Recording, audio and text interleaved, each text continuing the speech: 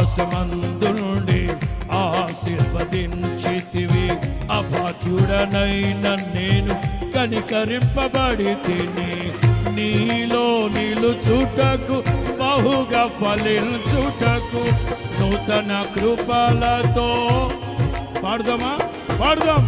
నీలో బహుగా ఫలించుటకు నూతన కృపలతో, రెండు చేతులు పైకెత్తి ఆరాధన యేసయ్యా, స్తుతి ఆరాధన యేసయ్యా, సేవించదను నిన్నే పూర్ణ హృదయముతో, సేవించదను నిన్నే నా పూర్ణ హృదయముతో, ఆరాధన నీకే యేసయ్యా.